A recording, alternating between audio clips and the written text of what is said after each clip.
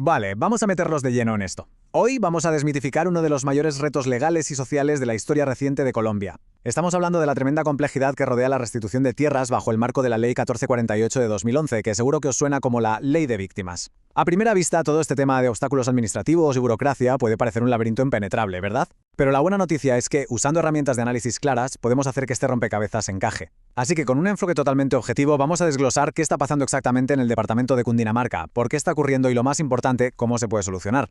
Para que no nos perdamos, esta es nuestra hoja de ruta. Empezaremos repasando la doble dinámica de Cundinamarca y el árbol de problemas. Luego pasaremos a las causas y los efectos, las soluciones propuestas con sus fases de intervención, y cerraremos viendo el papel clave de los ciudadanos del siglo XXI.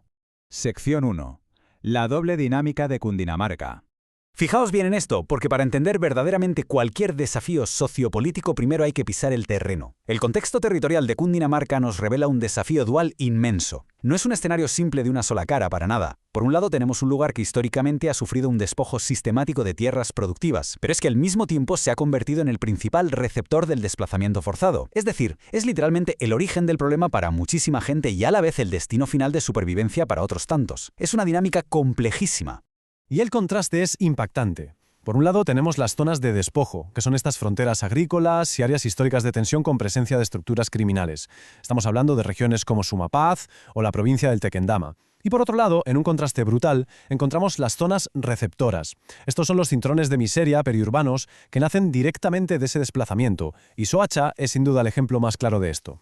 Entender esta especie de doble cara del territorio es el primer paso absolutamente indispensable antes de plantear cualquier intervención. Sección 2. El árbol de problemas. Vale, entonces, ¿cómo analizamos todo esto sin volvernos locos? Aquí es donde entra en juego nuestra metodología, el árbol de problemas. Es una herramienta buenísima para organizar el caos. Funciona con una metáfora supervisual y orgánica. Pensad en un árbol. El problema central es el tronco. Las causas profundas que alimentan ese problema son las raíces bajo tierra, y las consecuencias resultantes son las hojas en la copa del árbol. Estructurando la información así, los problemas sociojurídicos más densos de repente cobran sentido visualmente. Y esto lo ilustra de manera general. El tronco de nuestro árbol representa el problema central, la enorme dificultad que existe en el proceso de restitución de tierras para las víctimas en las zonas rurales de Cundinamarca. Un obstáculo que genera muchísima inseguridad jurídica y frena el retorno efectivo. Ese es nuestro núcleo. A partir de aquí, el árbol nos permite escarbar hacia abajo para encontrar el origen de todo y mirar hacia arriba para entender el impacto real que está teniendo en la sociedad. Pasamos a la sección 3. Causas y efectos del despojo. Si miramos bajo tierra, a las raíces, los documentos nos marcan tres causas principales, de una forma muy objetiva. La primera es la persistencia de grupos armados ilegales en los territorios. Esto mantiene una amenaza constante sobre la gente que reclama sus tierras y sobre los propios funcionarios. La segunda es una cuestión totalmente sistémica, la lentitud administrativa y judicial en resolver los procesos de restitución. Todo va muy despacio.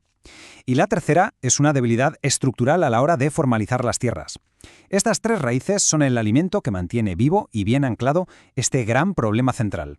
Claro, si ahora subimos por el tronco hacia las hojas, vemos las consecuencias y caen como un efecto dominó sobre la población. El primer golpe son las problemáticas socioeconómicas severas, desplazamientos larguísimos y mucha pobreza en la periferia.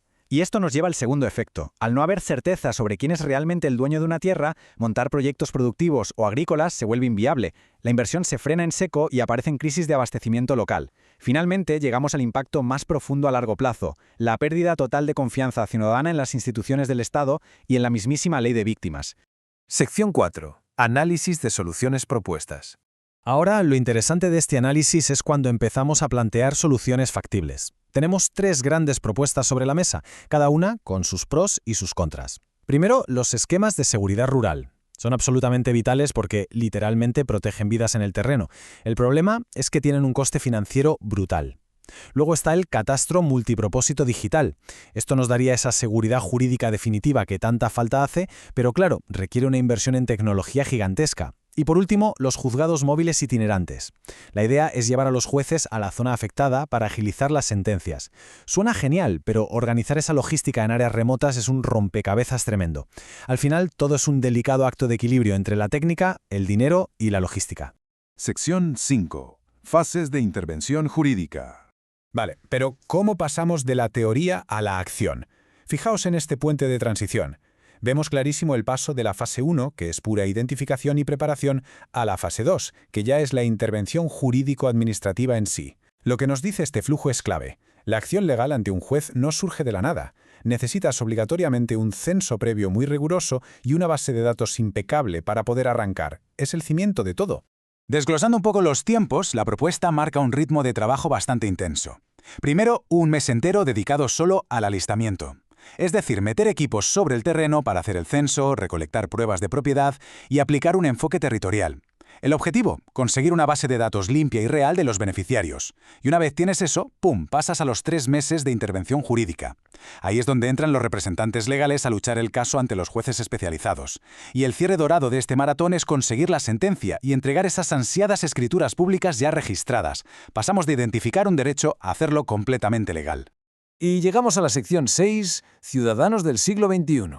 A ver, sé que todo este análisis de leyes, fases y flujogramas puede sonar un poco frío o distante de nuestro día a día, pero hay un componente humano fundamental aquí. Esta cita lo clava. Nos recuerda que, frente a problemas tan inmensos como el desplazamiento o la inoperancia institucional, es muy fácil mirar hacia otro lado o quedarnos paralizados. Pero la verdadera educación busca justo lo contrario. Se trata de aprender activamente a gestionar y resolver estos conflictos, no congelarnos ante el problema, sino diseccionarlo y hacerle frente. Al final, entender marcos como el árbol de problemas no es un simple ejercicio teórico para aprobar un examen. Es una herramienta de poder real. Ser un ciudadano del siglo XXI significa tener esa capacidad proactiva, ese compromiso cívico. Ser capaz de coger un desafío social masivo, entender dónde están sus raíces y proponer soluciones equilibradas es lo que nos transforma. Pasamos de ser simples observadores pasivos a verdaderos agentes de cambio en nuestra sociedad. Lo que nos deja con una última reflexión para cerrar este análisis. Hemos visto el mapa del despojo, hemos entendido los atascos burocráticos y hemos revisado cómo funcionan las fases de intervención jurídica. Pero sabiendo que el éxito de leyes como la Ley de Víctimas no depende solo del Estado, sino también del tejido social, nos queda esta gran pregunta. ¿Cómo podemos asegurar desde una ciudadanía activa y bien informada que todas estas reparaciones no se queden simplemente en un papel, sino que transformen de verdad el territorio en el futuro? Es una pregunta que invita a no dejar de aprender y, sobre todo, a seguir participando.